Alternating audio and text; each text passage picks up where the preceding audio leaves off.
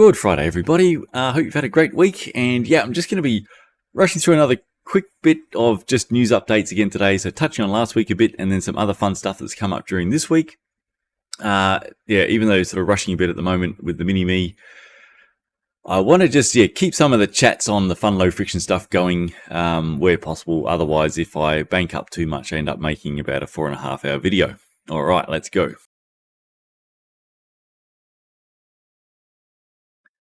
All right, first one, just not too much to update yet on the video last week regarding Sram's WTF on chainware. Firstly, thank you to a lot of great comments and input and some questions, and also stuff to discuss around all of that. I have SRAM Australia have acknowledged my sort of request and have forwarded that on to SRAM Intergalactic headquarters in the United States to trying to find me the right person to speak to. It shouldn't be difficult. SRAM should know who their technical people are in, I guess, this area in terms of designing and manufacturing their chains and what they decide to put on their technical manuals behind drivetrain maintenance and drivetrain wear. So those people shouldn't be secured away in unknown caves, and I hope to be able to get to talk to someone soon.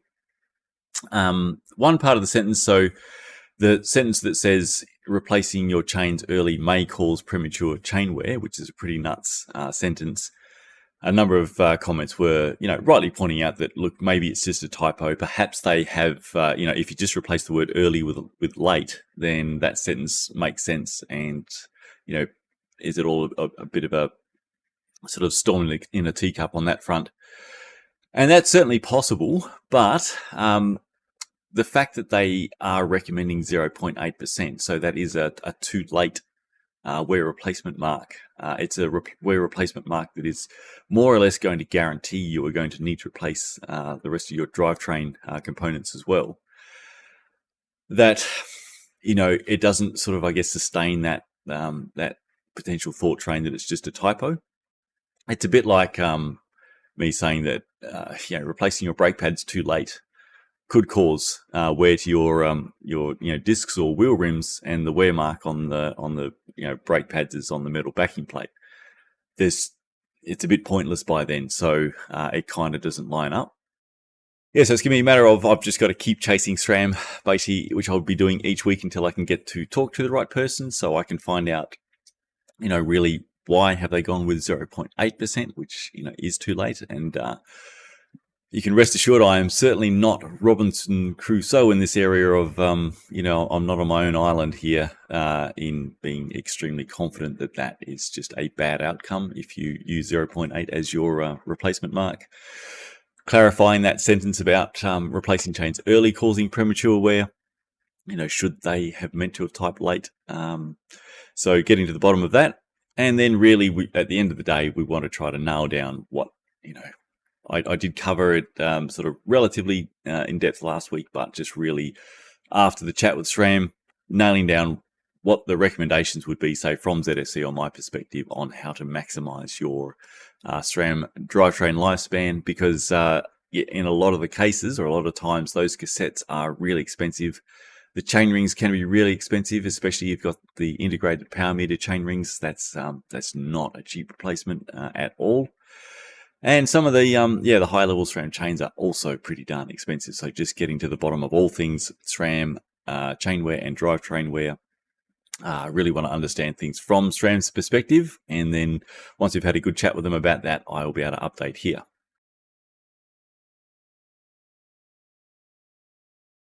Right, a little bit of low friction news. Thank you to a long-time follower, Matt, for sending me through this one. It's a interesting thing on ultrasonic waxing by a wax company in Germany called Optimize. Let's have a bit of a look at that.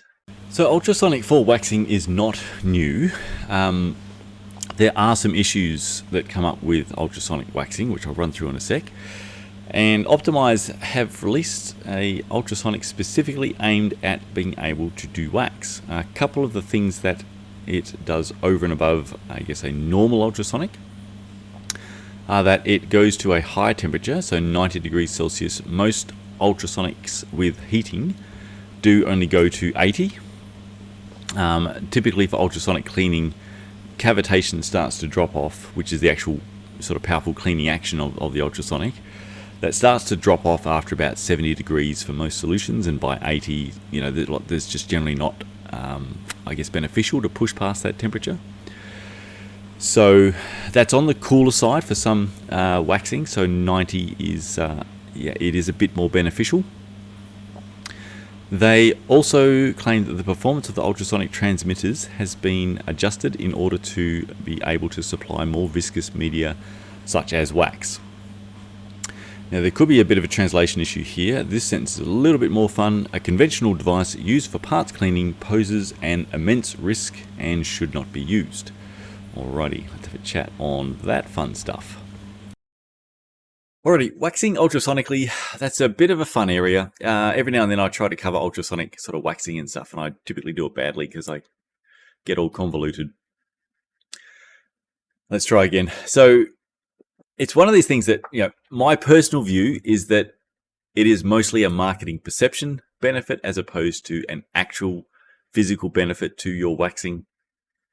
And there is, in a lot of cases, the potential for an immersive waxing job to be worse than simply swishing the chain in your pot. So from the marketing perception thing, so ultrasonic waxing, it is done by a number of commercial, companies that are supplying prepped wax chains, especially race chains. It is something that we do here for race chains. However, it's done without really any, I guess, assurance that it's going to be any better than if it had just been swished in a pot. It is a marketing perception thing. A lot of people purchasing a wax race chain feel better if they know that it has been ultrasonically waxed to have the wax applied, as opposed to it just being swished in a pot. However, your chain is not really waterproof, so there's not penetration issues for the wax to get inside the chain. So once all the parts of the chain are, surrounded by the wax and coated by the wax, once those parts are coated, they're coated. You can't kind of coat them more. The main thing that comes up sometimes for ultrasonic waxing is that an ultrasonic wax will get the friction modifiers, flying around in the wax and making sure that they're going to get onto the chain. The friction modifiers in the wax, and obviously the commercial waxes from different brands, use various stuff from tungsten disulfide to graphene or graphite to moly and PTFE. So these particles, again, they're not difficult to ensure they are well distributed through the wax, which can be done by swishing in a pot. Or a tip that some of us have always done is to use a stick blender. That really gets things mixed extremely well through the wax. You pretty much can't get a better distribution of the modifiers through the wax if you blitz it first with a stick blender. So if you have, I guess, the best distribution of the friction modifier particles in the wax, and that wax is going on the chain, it's really hard for the ultrasonic to, I guess, do something over and above that. So it's not really going to aid in penetration, and it's not really going to aid in friction modified distribution. It is up for debate as to whether or not the ultrasonic action is going to embed friction modifier particles better, into the chain metal with the wax. Let's just say the data to back that is not well published. In a lot of ultrasonics, an ultrasonic waxing can actually be a lesser job than if you just swished it in a pot. Most ultrasonics, because the wax will be a higher viscosity than, say, water, or which is, most ultrasonic cleaning solutions are an aqueous solution. They are water-based because that gives the best cavitation power or ultrasonic power. The wax is a heavier viscosity, and there is typically very low ultrasonic power in your wax. And you can do that with a foil test if you wanted to test on a bit of wax, if you didn't mind a little bit of aluminium foil getting in it, but not much will, because it won't do much. I've got a video, I think it's called Ultrasonic Like a Boss or something like that, which where I demonstrate the foil test, or you can look on YouTube for ultrasonic foil test and you'll see what that means. And it's an easy way for you to check if you've got an ultrasonic, either your cleaning solution or cleaning process, or if you're waxing, is there any actual ultrasonic cleaning power really going on in your ultrasonic and what you're using. So typically, though, I can already sort of pre-tell you that there will be very, very low ultrasonic power in most ultrasonics. And in wax, it's just not the right medium, and they don't have the power for it, and they're the wrong frequency. So what happens is, if people heat up the wax in the ultrasonic, pop their chain in and give it a ultrasonic run with the chain in there, most likely, most of the friction modifier in the wax is going to be settled down towards the bottom. So for those of you who've been waxing for a bit, if you've ever turned your pot on and just left it for a while, you notice that the wax on top is clear because all the friction modifier particles have settled down to the bottom. And then when you swish it again, the wax goes dark. So in an ultrasonic with really insufficient power to get things moving in the wax, then that's what will happen. And so you'll typically have a much worse distribution of the friction modifiers in the wax in most ultrasonics versus simply swishing it in a pot. You can get around that by, especially if you heat the wax up separately in a pot that's going to heat it up a bit quicker. Ultrasonics are typically very slow. Blitz it with a stick blender, or just give it a grand old swishing. Pour that into the ultrasonic. Set your ultrasonic to run for sort of typically no more than about 5 minutes, because again, you don't want things to start settling, and then that's your sort of ultrasonic waxing if you've just got a standard ultrasonic. So there's all that sort of jazz and all that faff. At the end of the day, for most people at home, if they're doing an ultrasonic waxing, it's just going to add an entire amount of faff, or currently really no proven benefit, or we're going to sort of one day practically need the resources of CERN to be able to actually detect and prove a benefit in an ultrasonic wax chain versus outright efficiency and treatment longevity versus a chain that has been swished well in a pot. So having said all that, does that mean that the claims by Optimize around their ultrasonic, which is aimed specifically for waxing, does that mean it's going to be all that in a bag of chips? So as yet, I need to find out from them, I guess, what is the frequency that they have dropped it to? Because the more viscous the fluid, the lower the frequency you need to be able to get cavitation power. And most ultrasonics that are probably 90-ish% of the ones that you will just buy are going to be around 40 kilohertz or 37. So that's pretty much the range. And that is too high really for wax. The higher temperature that they have, so going to 90, that's definitely, it's better than 80. So there will be a, it's going to be less resistance there because it's going to be more fluid. The hotter the wax is getting, it's going to get more towards water level viscosity as opposed to being thicker. So that helps. But what is the frequency and what is the, the power of the transducers? That's really going to help, determine whether or not more action is happening in wax versus a standard ultrasonic. At the end of the day, the best thing would be to, I guess, get one and do a foil test on it, or if we can sort of get them to perhaps do a foil test themselves on video that I can get hold of, as well as the specs. Then we'll know a bit more.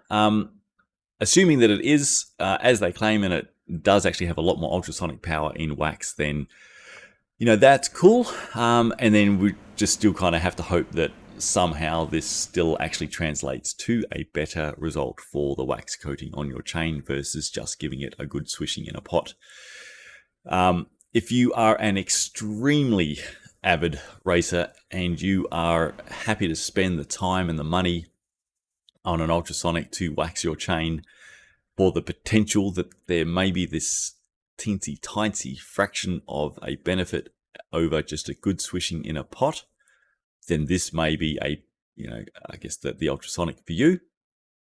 Definitely most ordinary ultrasonics will struggle. The part about the immense risk of using a ordinary ultrasonic for immersive waxing, that one I don't get. I don't know what the immense risk would be. Your wax won't explode or anything like that by using an underpowered ultrasonic for a wax medium, nor a lower temperature. It's possible that that is a translation error, but it's obviously translating something to do with risk, so I'm not sure what the risks are they're talking about, and I will try to find out. Overall, it looks like Optimize are pretty focused on this front, because we've they have had out for a fair while. They've got an ultrasonic for I guess the initial cleaning as well as maintenance cleaning of your wax chain, apparently without immense risk. And then now they have one for specifically the actual waxing of your chain, so you can really go to quite some level with ultrasonics and waxing. It's yeah, got the bases covered there if that is what you're really focused on. Just while we're here, yeah, having a look at the information about cleaning or ultrasonic cleaning your wax chain. So why do you de-wax the chain?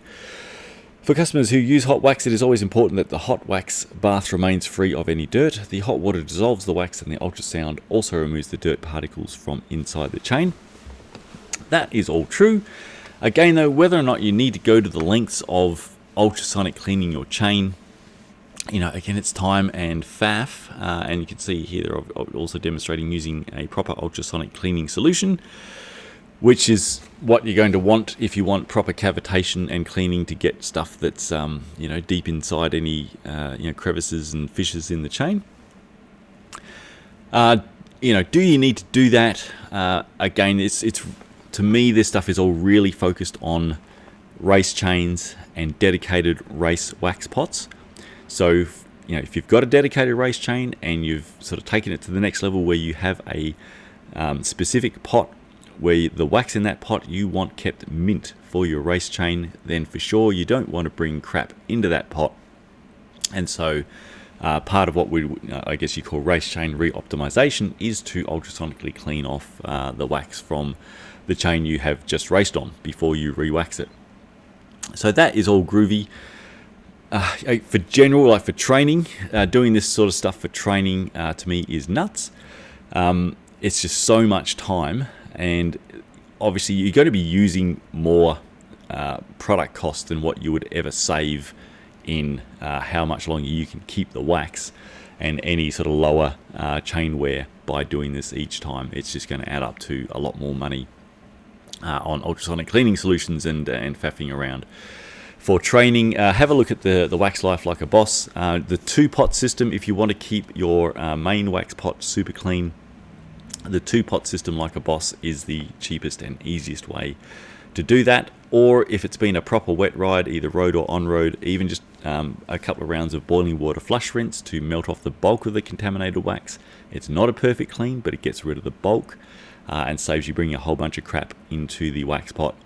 They work great for training. Really, I would only ever be looking to do this if you are going the full 9 yards for your race chains. So you may be asking, are Optimize doing great wax stuff overall, and have I tested their wax, or am I going to test their wax? So all great questions. To be honest, I don't know.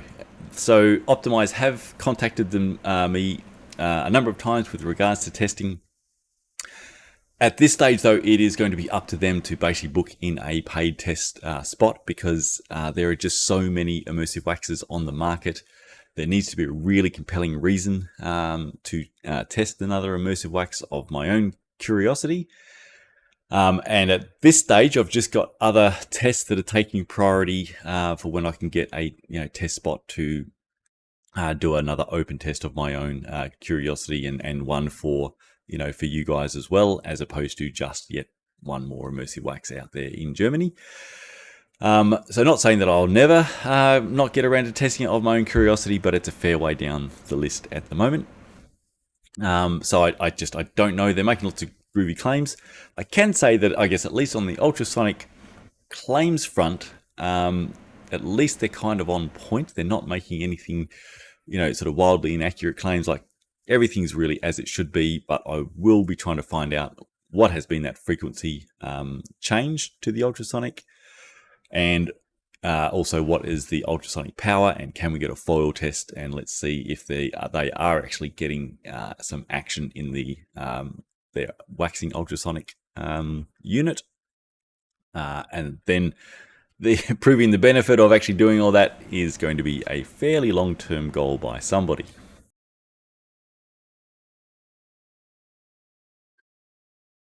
Alrighty, on to the main little topic of today. So, yeah, sorry, already losing the power of speech before. But, yeah, fairly exciting in the space for me is Finish Line's release of their new Halo lineup. So, if you've been following me for a little bit, you know that overall I've tended to be a little bit critical of Finish Line for a while. I guess my concerns with Finish Line is that for a long time, I guess their products have been quite dated, and that, you know, perhaps in sort of 1988 and the 1990s, maybe even the early 2000s, their product lineup may have been, you know, solid and fairly competitive. But especially in the last, you know, 5 to 10 years, where there's been so much R&D and, you know, focus in this space, a lot of brilliant products that have come out in the last 10 years, if they haven't really been updated since, you know, 2 or 3 decades ago, and look, I don't know that that's not the case, but that's, you know, that the ones that I've tested haven't been amazing from that more, I guess what I'll call legacy lineup. So, you know, I've sort of, my concern has been for a long time that they've been kind of living on their legacy brand name, and that decades-old products may not really be holding up super well in today's you know, competitive market. So it's great to see that they've, I guess, taken a big step toward, you know, into where they should be. They've brought out an immersive wax, which is brilliant to see, a proper wax emulsion drip, as opposed to their, you know, existing sort of wax drip lubricants have kind of been the older, you know, there's some stuff in what looks to be like a solvent carrier suspension. So coming out with a proper wax emulsion drip, and they've also got a new updated wet lubricant as well. So that is, to me, exciting. And so there's the 2 wax products I will be testing as soon as I can, because I'm really curious to see how they go, especially based off they do have some interesting marketing claims, which is what we're going to run through now. So hopefully you've been maybe following Eurobike and various other things. You may have seen some media coverage of the new Halo product lineup by Finish Line.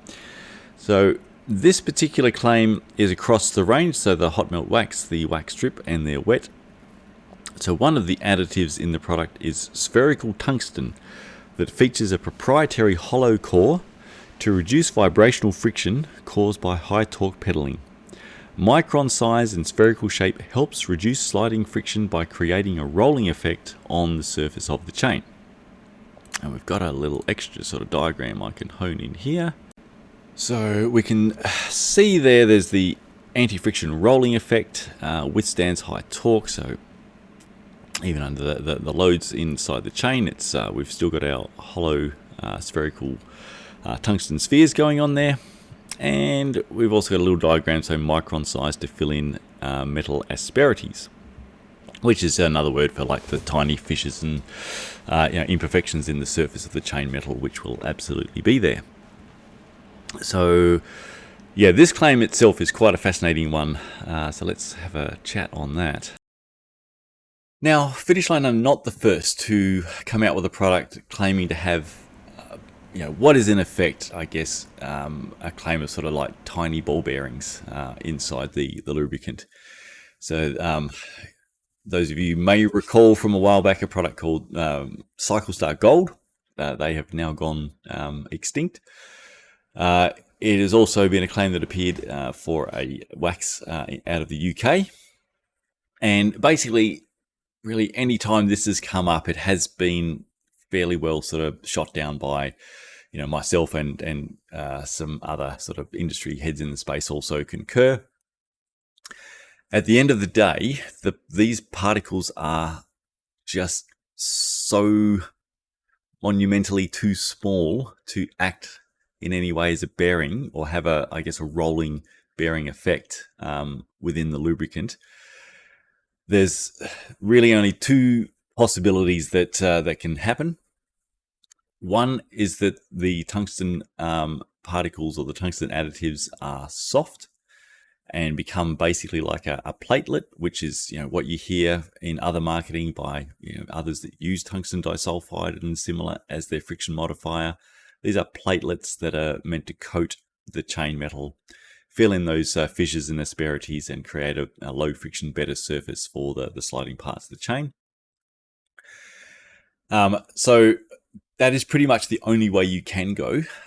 If the particles are tiny, but they are also hard enough to withstand the literally hundreds to thousands of PSI of pressure loads that are occurring on the main load surfaces inside your chain, If they remained hard enough that they keep their shape, or remain, say, spherical and hollow, you pretty much couldn't think of anything more abrasive to add to your chain lubricant. It would be, literally like adding diamond dust, basically. Even if that diamond dust was perfectly round, it is just so small. It would, at that size and those pressures, it is just going to be absolute murder for your chain. I'll show you some information from a bearing company. Right, this is from a cycling bearing company, and one that has their races are, as basically as hard as you get in cycling, and pretty much in a lot of bearing applications. So, having a look at this square on the left, they are indentations made from, these are basically particles of 50 micron size. That was the test. So we've got soft particles, so fibers, elastomers, plastics, wood, etc. You can see the indentations in the bearing race there. From hardened steel kind of looks less damaged. The indentations are smaller, but that's just simply because the particle is very hard, so the particle itself is not spreading out as much. And then from hard mineral particles such as sand, you can see those the damage being done to very hardened steel bearing races. And that's, again, these were 50 micron size particles. The particles in the spherical tungsten particles in the halo lubricant lineups are sub-micron, so less than 1 micron. Yeah, so this particular marketing point was something that I really wanted to discuss or take up with Finish Line, because to me, and again, I'm not alone here, it's just a physical and physics impossibility to have particles of that size, hard enough that they can hold any actual shape like a sphere, without just being absolute murder to the surface of the metal. So you just simply cannot get a ball bearing type rolling effect with particles of that size and those loads. At that size, I'm not even sure what, how light a load would have to be before you could get some type of actual rolling effect from that. But it's certainly far, far removed from what we're dealing with in a bicycle chain. So yeah, it was great to be able to, I actually managed to get a call with the founder of Finish Line, Hank, and his VP, Daniel. And yeah, let me say that, calls with a lot of companies can really be quite interesting. So some are really open and I guess they're not defensive. They're happy to go into the depths of any question that I have around the marketing and their claims and the testing to sort of back the claims. And Finish Line were very much like that. So that was fantastic. And I'll go through some of the details of that chat in a sec. But yeah, let's just call it the exact opposite of, what it's like with some manufacturers, like, say, Markov, where,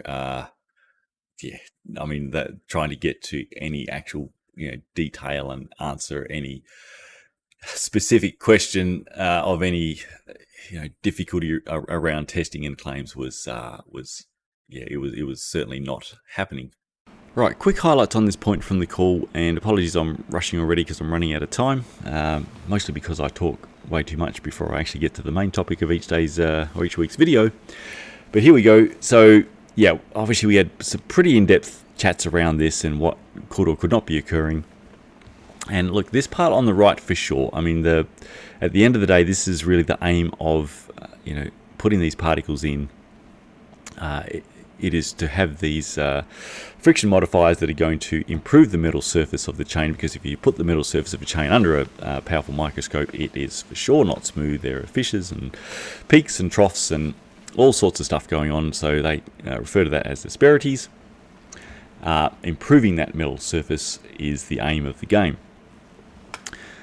But simply the mental map that is, I guess, being pitched to most cyclists about, really how they have tiny, spherical particles acting as little ball bearings in their lubricant.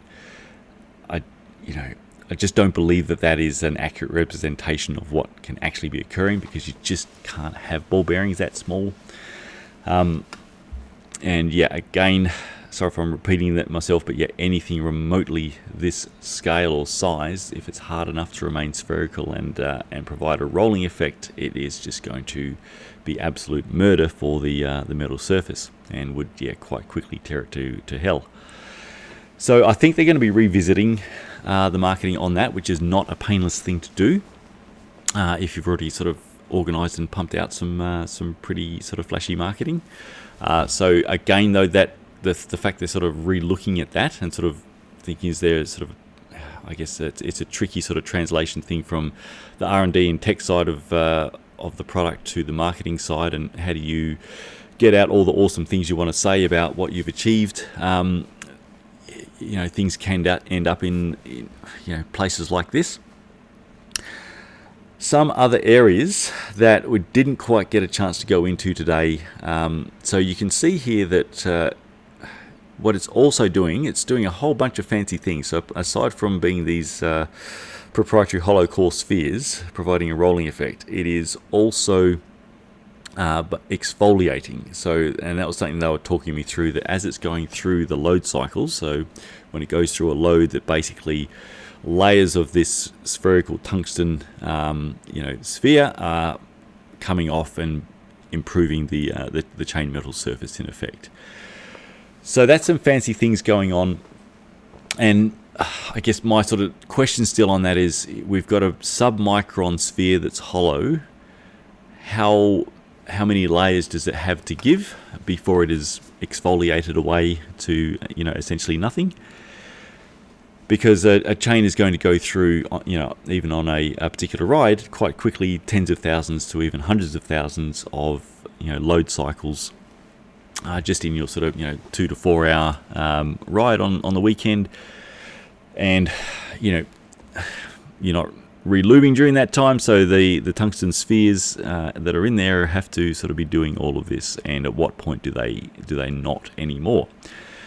And linking into the spherical tungsten featuring the proprietary hollow core to reduce vibration and friction caused by high torque pedaling. The whole vibration area is a bit of a new one that unfortunately ran out of time for me to sort of really go into. But if the proprietary hollow core is key to helping reduce that vibration, and what happens after, how much impact does vibration have on efficiency, and so on, all those questions we need to still get to. How long does this particle remain hollow before it is just, I guess at the end of the day now, a platelet coating on the chain? So there's still some things here we're going to be following up with a bit via email. But, for sure, just this even one little area of the marketing claims around the Halo products gives us a fair bit of fun on the marketing versus reality front. Alrighty, so I'm out of time and I will have gone on too long anyway, so that works out well. But yeah, between now and next week, I will be trying to get some, still deeper and more clarified answers around what is still not super duper clear to me about the hollow tungsten spheres, because, again, just as a wrap, if they are that scale and able to remain spherical and hollow, how is that not murder for the chain surface? They're also exfoliating, so how many layers have they got to give, being that they're also sub-micron and hollow before they've given up all their layers and are therefore not a hollow sphere anymore? And then what does that do for the claims around these proprietary hollow spheres reducing vibration? So they're the main clarifications around that I'll be trying to get between now and then. And so then, next week, on top of that, I'll look to go into the chats we had about their use of still ceramic additives, because, to date, ceramic particles or ceramic lubricant claims have not really sort of, borne out very well versus reality. And that may not be necessarily a fault with putting ceramic in the lubricant itself. It can just be that the actual lubricants themselves haven't been amazing, so there's only so much any additive can do. If a lubricant is attracting a whole bunch of contamination and therefore it's becoming abrasive, it doesn't really matter what additives you put in there. If you've got abrasive crap running in as part of your lubricant, again, the pressure loads are just so high. No matter what you are coating the chain with, the abrasive crap that the lubricant attracts is going to just be pressed right through that and be attacking the chain metal. So maybe ceramic particles will be of more use in the, I guess, the halo wax and the immersive wax, which should be a lot more contamination resistant.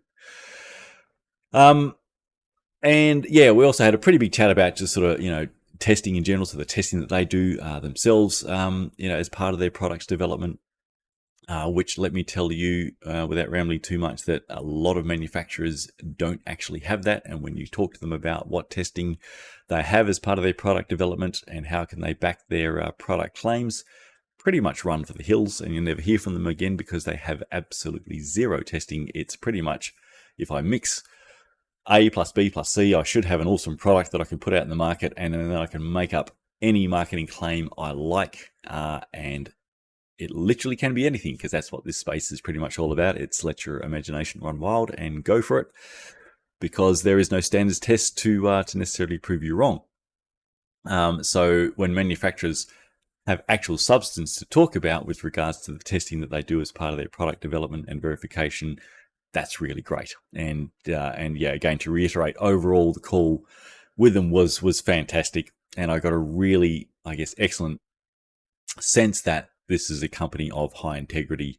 And that's for me, that was a really excellent takeaway, because it was just, I guess, based on my concerns I had with regards to sort of Finish Line possibly living off their sort of legacy brand name. They've really changed my perception around, from today's call and their, I guess, this product lineup that they've launched. We just have to work out what's going on with these hollow spherical tungsten spheres. Anyway, so I hope that that last clip made some sense and it wasn't a rambling mess. I'm going to wrap up now before I have a mini-me go crazy. Have a great weekend. I look forward to chatting with you on the comments. It's going to be another super fun weekend, like so many seem to be. We've got the last few days of the Tour de France, we've got the Formula One. It's just going to be a grand old time. So yeah, have an excellent weekend. Stay safe. If you're riding out here in Adelaide today, we have a storm going on, so you are proper hardcore. Not many people going past my window, because I live basically on a one of the main cycling paths in the entire city, so I get to see a whole bunch of groovy people going past all the time. Not many have been going past today, so if you are out there, well done you. But yeah, otherwise, alrighty, thanks again for watching, and I will look forward to seeing you next week if I can. I should be hopefully a bit better, because I'll be less interrupted and distracted, and I will be able to retake clips if they are a rambling mess, I hope. Okay, till then.